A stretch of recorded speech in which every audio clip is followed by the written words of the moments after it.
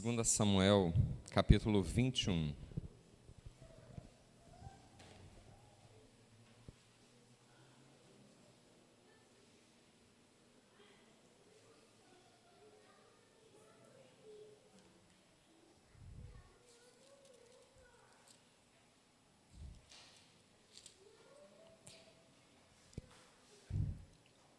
Nós vamos ler apenas os versículos 16 e 17. Eu gostaria que você acompanhasse a leitura aí, dando a devida atenção. O texto bíblico, ele diz assim: Isbi-Benob descendia dos gigantes. O peso do bronze de sua lança era de 300 siclos e estava cingido de uma armadura nova. Este intentou matar a Davi. Porém, Abissai, filho de Zeruia, socorreu-o, feriu o filisteu e o matou. Então os homens de Davi lhe juraram, dizendo: nunca mais sairás conosco à peleja, para que não apagues a lâmpada de Israel. Feche os seus olhos, irmãos, vamos falar com Deus.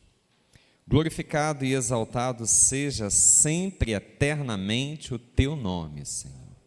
Nos alegramos em Ti, ó Deus, pela Tua presença, bendito Espírito Santo. Nos alegramos em Ti, Senhor, porque Tu, Senhor, marcaste este encontro conosco nesta manhã, para, ó Deus, estarmos na casa de adoração, para estarmos, ó Deus, neste lugar, Senhor, buscando a Tua face, adorando ao Teu nome. Agora, Senhor, quando a Tua palavra foi lida, fala, Senhor, aos nossos corações. A nossa alma, Pai, tem necessidade de ser alimentada pela Tua palavra. Ó Deus, desperta-nos, ó Deus, a fé, para que sejamos nós, ó Deus, nesta terra, homens e mulheres movidos pela fé na Tua palavra, Senhor, porque Tu velas, ó Deus, Tu zelas pela Tua palavra. Não cairá, Pai, um tio da Tua palavra sem que se cumpra. Ó Deus, aplica esta palavra, Senhor, à realidade de cada um de nós. Conforta-nos, ó Deus, traz-nos alento. Para a glória do Teu nome, Senhor, nós oramos. Estamos, ó Deus, posicionados tal qual o salmista que disse, ó Deus, os nossos olhos, Pai, estão postos em Ti. Fala aos nossos corações. Abrimos os nossos corações, ó Deus, para ouvir a Tua voz. Em nome de Cristo Jesus. Amém. Glórias a Deus. Irmãos, você crê que Deus tem algo dos céus, do coração de Deus, para falar ao teu coração essa manhã? Glórias a Deus. A vida produtiva de um ser humano, a vida, na verdade, ela é feita de fases. Começa ali a infância. A infância deve ir do nascimento até os 12 anos de idade. Aí começa, e dividida ali, né? Primeira infância, segunda infância. E depois vem a adolescência, que deve ir ali dos 12 aos 18 anos de idade, aproximadamente. Irmãos, a adolescência passa muito rápido, é um período muito curto. Mas depois da adolescência vem a juventude, que talvez seja o exemplo do vigor do ser humano, né? Dos 18 aos 36, todo mundo é jovem. Tem gente que ainda é jovem de espírito. Glórias a Deus. Depois da juventude vem a fase adulta da vida, e assim vai. Depois da fase adulta vem a terceira idade, ou como alguns chamam, a melhor idade, né? E por aí vai. Mas a verdade é que, conforme disse Daniel, lá no capítulo 2, versículo 21, Deus é quem detém, é Ele quem controla tempos e estações na nossa vida. É Ele quem controla tempos e estações na história da humanidade.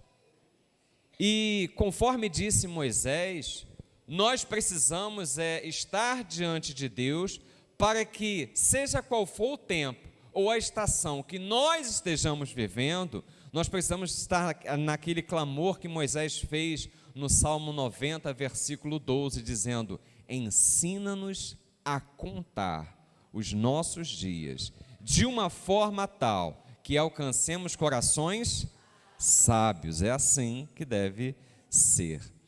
Irmãos, esse texto fala de uma tentativa de um gigante.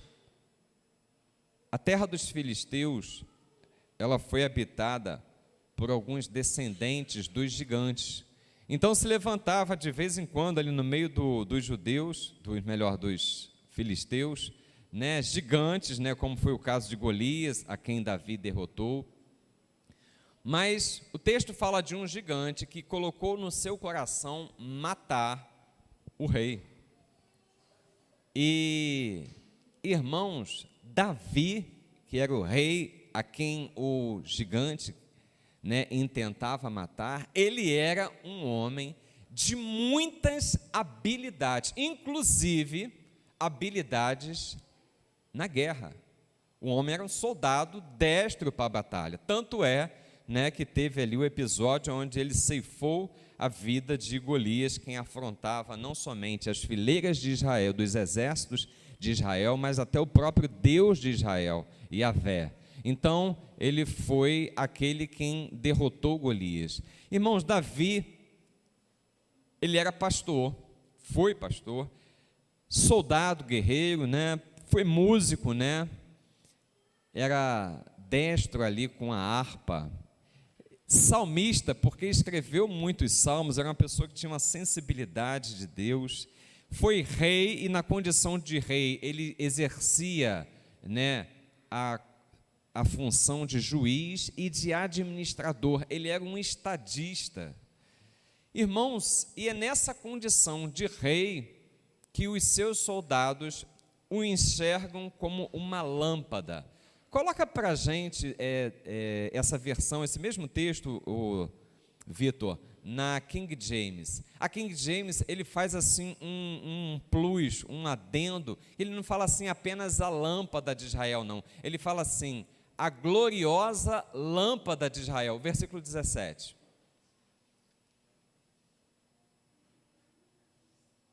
É 21.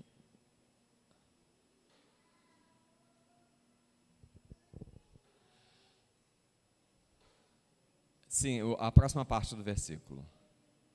Nunca mais irás conosco à guerra, para que não apagues a nossa esperança, a gloriosa lâmpada de Israel. Obrigado, Vitor. Então, a verdade é que Davi era um homem de muitas habilidades e de muitas capacidades diante de Deus. E, no entanto, chega um tempo em que ele precisa tomar uma decisão. Essa decisão não poderia ser o povo a tomar por ele, mas ele precisava, vamos dizer assim, esse texto vai aí como um conselho, aonde ele poderia acatar ou não, porque ele era o rei. O poder de decisão estava nas suas mãos. A verdade, irmãos, é que Deus, ele capacita cada um de nós com muitas habilidades. Por exemplo, a gente olhando para o texto bíblico, a gente vê Samuel, que foi, assim, me chama muita atenção a pessoa de Samuel, porque ele foi, assim, de destaque por exercer em Israel 3 funções de elevada importância. Ele era sacerdote diante de Deus, mais do que sacerdote, ele era profeta, porque o sacerdote, ele tem a função de interceder, de levar as coisas dos homens para Deus. Então, alguém queria pedir ali, oferecer, lançar no altar, ali no templo, na tenda, uma oferta, ele pegava aquilo que o homem estava oferecendo, um judeu, e ele apresentava para Deus. Então ele era um intercessor entre Deus, entre os homens e Deus. Mas na condição de profeta, ele estava no sentido contrário. O profeta é aquele que leva algo da parte de Deus para o homem. Tanto é que, por exemplo, no caso de Davi, Davi foi repreendido por Deus através da pessoa do profeta Natã. Então, ele cumpria assim essas duas vias, trazia de Deus para o homem e levava do homem para Deus. Então ele era sacerdote e profeta, e ele ainda era juiz, algo que era assim muito importante na vida do povo, porque ele tomava decisões, ele analisava situações. Então era assim um homem que chamava a atenção, de muitas capacidades. E por que não falar de Paulo? Paulo, ele tem assim, mostra, o apóstolo, muitas capacidades, mas é interessante que, ao contrário de Samuel, que exerceu ao mesmo tempo essas três funções, o apóstolo Paulo, ele vai desenvolvendo funções na sua vida em cada fase. Paulo, por exemplo, foi fariseu de fariseus, foi missionário. Antes de ser missionário, ele precisou se tornar um discípulo, tornou-se apóstolo, foi escritor e foi até prisioneiro de Cristo, irmãos. Paulo não era prisioneiro do Império Romano, porque na mesma hora em que ele negasse a Cristo Jesus, ele não tinha mais o porquê de se encontrar preso, mas ele a si mesmo se intitulava aquilo que ele era, Paulo, prisioneiro de Cristo. Então, o apóstolo Paulo foi também um homem de muitas capacidades. E por falar em habilidades e capacidades, eu lembro também de Bezalel, aquele que foi o artífice para fazer o tabernáculo. O homem era dotado em mexer com prata, com ouro, com bronze, pedras preciosas, ajudado ali por Aholiabe. Então, são pessoas que são, assim, para mim, referenciais de muitas capacidades. E a verdade é que Deus também tem lançado sobre a tua vida, sobre a minha vida, essas capacitações. Esses homens, com suas habilidades e capacidades, serviram a Deus. E aí eu pergunto, e nós? O que nós temos feito com as habilidades e capacidades que Deus nos tem dado? A aula da Escola Bíblica Dominical, tive assim a alegria de participar, de receber, ministrada pela irmã Marcela. Ela falou que Deus chamou Neemias, e Neemias convocou o povo. E existiu uma parte do povo, a nobreza, aqueles que tinham mais, que deveriam estar ali envolvidos naquela obra de reconstrução do muro, e não estavam. Mas todos quantos Deus tocou o coração, eles estavam. E assim a obra aconteceu. E essa dinâmica no reino de Deus é muito profunda. Porque, conforme a gente falou aqui ainda há pouco, Deus veio para os que eram seus, os seus não o receberam, mas a todos quantos o receberam, deu-lhes o poder de se tornarem filhos de Deus. É por isso que algumas pessoas têm um chavão no meio evangélico que diz assim: Deus não chama os capacitados, mas capacita aqueles a quem chama. Então, a verdade é que, para me envolver com aquilo que Deus está realizando neste lugar, eu não preciso ter grandes habilidades, mas eu preciso ter ouvido atento àquilo que Deus está me chamando. Amém? Então, o que nós estamos fazendo? A verdade é que não somente aquilo que nós fazemos aqui, mas aquilo que nós fazemos aonde nós estamos, seja no local de trabalho, seja na nossa vizinhança, no seio da nossa família, no local aonde estudamos, nós podemos ser útil a Deus com aquilo que Ele nos tem dado. A verdade é, irmãos, que toda profissão, como exemplo do que nós estamos falando, se nós exercemos com temor a Deus, nos padrões da palavra de Deus, ela pode se tornar um sacerdócio. É algo que eu estou oferecendo para Deus. Amém? Então, se eu for um barbeiro, eu vou ser um barbeiro que seja para a glória de Deus. Se eu for um varredor de ruas, um gari, eu vou ser um gari para a glória de Deus. Se eu for um advogado, um médico, eu vou ser um profissional para a glória de Deus. Eu vou exercer aquela minha profissão de uma forma tal que o nome de Deus seja exaltado no meu ofício.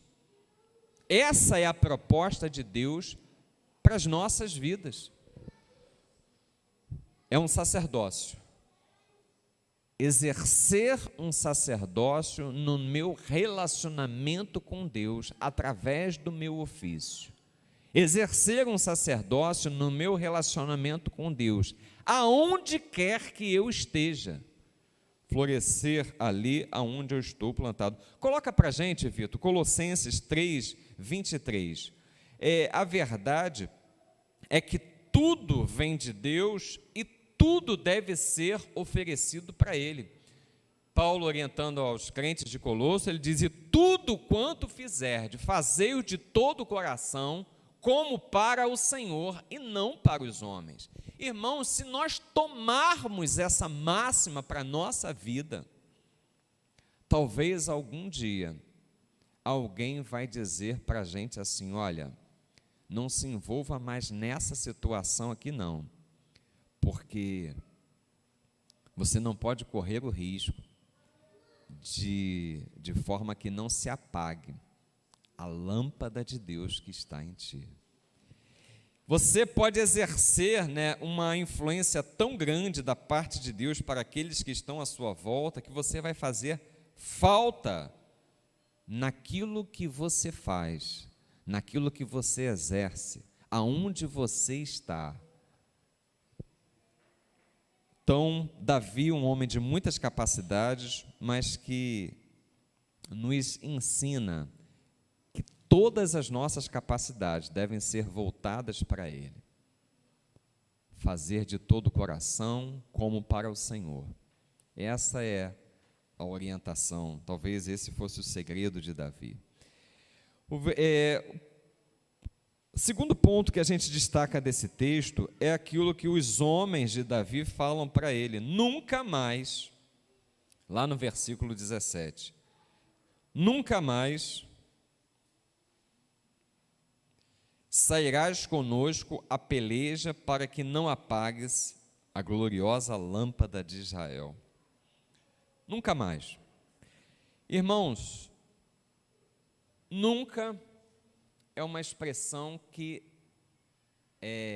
dá ideia de tempo, mas numa negativa temporal, mas expressa tempo.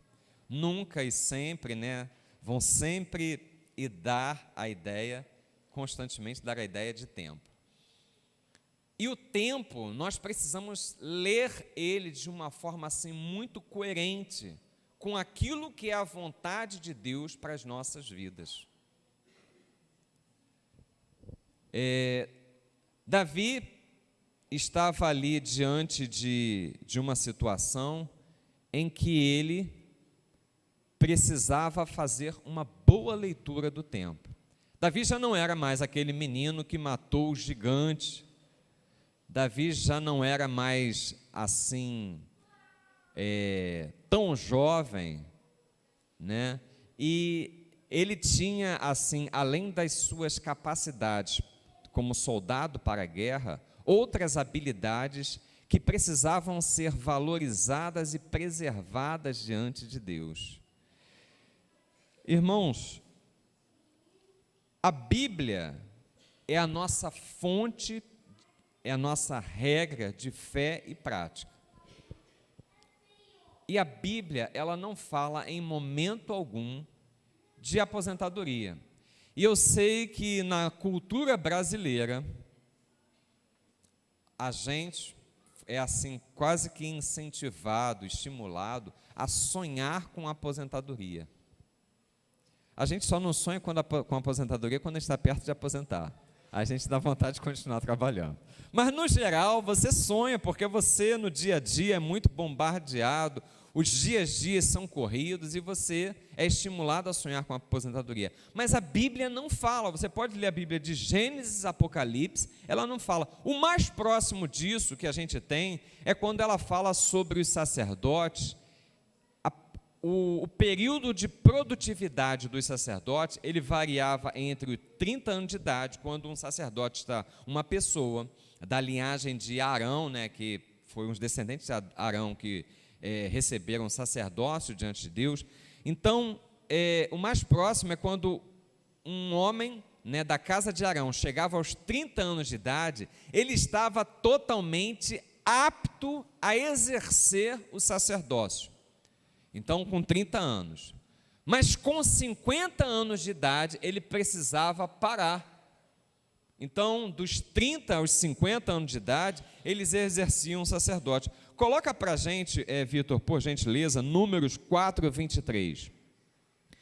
Números 4:23 dá mais ou menos uma ideia dessa questão que a gente está falando. Os sacerdotes, né, aqueles que poderiam exercer o sacerdote, foram contados, né, e exatamente dentro dessa esfera de idade. Farás o recenseamento de todos os homens de 30 a 50 anos em condições de servir no exército e que deverão fazer o trabalho da tenda do encontro. Então, dá uma ideia aí da produtividade, da idade de produtividade dos sacerdotes e dos levitas, né? Aqueles que trabalhavam na tenda do encontro ali no tabernáculo. A verdade é que eu e você precisamos reconhecer tempos e estações da parte de Deus para as nossas vidas. Davi estava diante de uma situação em que ele precisava reconhecer uma mudança do tempo de Deus na vida dele. Irmãos, a verdade é que quando um tempo se fecha, outro tempo se abre da parte de Deus. Uma porta fecha e outra abre. Então, a porta que dizia que Davi precisava sair às guerras estava ali se fechando diante dele. Mas ele tinha um povo para governar. Ele tinha já um estado consolidado para administrar. Então, ele precisava discernir, né, o tempo de Deus para o momento que ele estava vivendo. E isso é uma realidade para a sua vida e para a minha vida. Nós precisamos discernir da parte de Deus o tempo no qual nós estamos inseridos e o propósito que Deus tem para esse momento na vida de cada um de nós. O que Deus tem falado ao teu coração para esse tempo? E é importante a gente perceber que tudo que nós fazemos para Deus, ele se cumpre no tempo. Tempo e espaço são as dimensões de existência do ser humano. Então, eu preciso ter esse entendimento, né, na minha vida para tomar as decisões. Muito provavelmente, houve um tempo na sua vida em que você começou e vivia muito numa localidade, talvez por conta de estudo, talvez por conta de trabalho, talvez por conta de uma outra situação vivenciada talvez no âmbito da família, mas aquele espaço, naquele tempo, fazia parte do seu dia a dia. E aí fecha-se aquele ciclo, né? Você muda de emprego, você muda de localidade, já não está mais tão próximo da família. E fazermos a leitura dessas mudanças é importantíssimo para que nós sejamos aproveitados naquilo que Deus tem para as nossas vidas. Davi poderia relutar e falar assim: não, eu estou em condições de batalhar ainda. Mas tudo indica no texto que ele não relutou. Ele falou assim: olha, então eu entendi que o melhor que eu tenho para exercer diante de Deus é estar como governante, né, e gerenciar tudo isso que Deus já construiu através, né, do povo e da minha pessoa até esse momento. E, irmãos, é muito importante nós discernirmos o tempo de Deus. O Cronos é a contagem do tempo físico, né? Segundos, minutos, horas, dias, semanas, meses, anos, esse é o Cronos. Mas o Kairos, ou Kairos, né, é o tempo de Deus. E o tempo de Deus é sempre o melhor para a nossa existência. Eu e você precisamos ter maturidade diante de Deus para discernir esse tempo. E o texto fala sobre a lâmpada de Israel. Irmãos, o povo que caminhava ali junto com Davi, perceberam, discerniram isso nele. Olha, apesar de todas essas capacidades, apesar de todas essas vivências, né, aquilo que nós julgamos mais importante, né, na sua pessoa, é que você é uma lâmpada de Deus para o povo de Israel. Irmãos, o povo, aqueles que estavam combatendo com Davi, estavam dizendo para ele o seguinte: olha, existe uma habilidade para esse momento na sua vida que você precisa exercer, que é mais importante do que você estar aqui na peleja, na guerra, na batalha. E, irmãos, essa comunhão que você e eu, nós temos com Deus, ela é algo que atravessa tempos e estações. Na vida de Eliseu andava ali pelas cidades de Israel, pelas cidades próximas. Ele caminhando, passou por a casa de uma mulher, e essa mulher comentou com o seu marido: este que passa diante de nós é um santo homem de Deus. Irmãos, aquela mulher viu algo diferente na vida de Eliseu. E não era só apenas porque ele era profeta, mas existia algo diferente na vida daquele homem, daquele profeta. Porque profetas sempre existiram em Israel. Daniel, lá no capítulo 6, versículo 3, o texto bíblico diz que existia um espírito excelente sobre a vida de Daniel. A gente vai ler o livro de Daniel, ali diversas vezes a gente vai deparar com o texto falando isso. Existia um espírito excelente, né, em Daniel. E aqueles que estavam à sua volta reconheciam isso. Irmãos, tanto na vida de Daniel quanto na vida de Eliseu, o que era esse espírito excelente, senão a lâmpada de Deus brilhando na vida dele?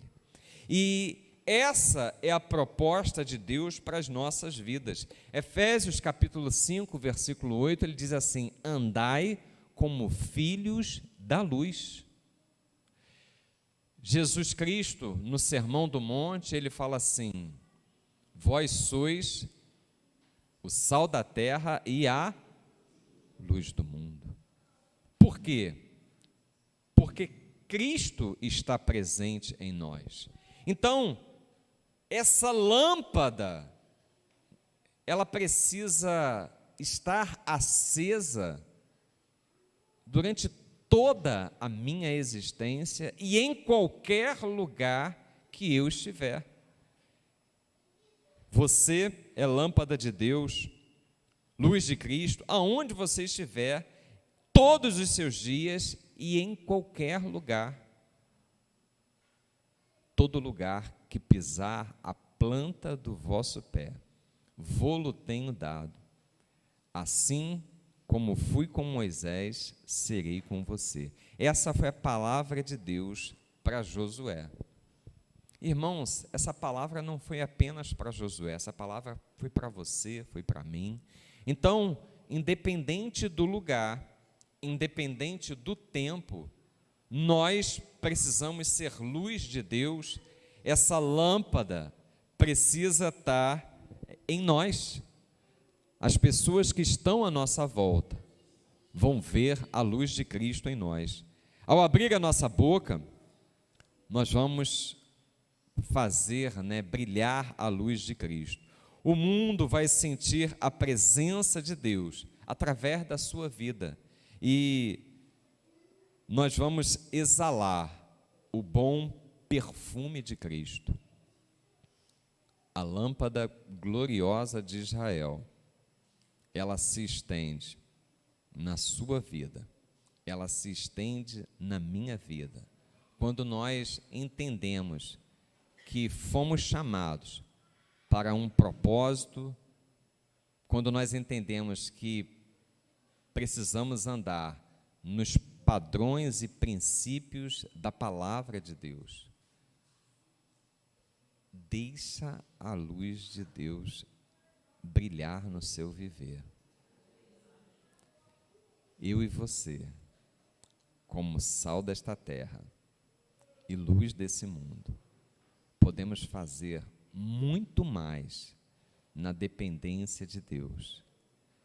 Eu e você, com as nossas capacidades, habilidades que Deus nos tem dado, nós podemos exercer verdadeiro sacerdócio diante daqueles que estão à nossa volta.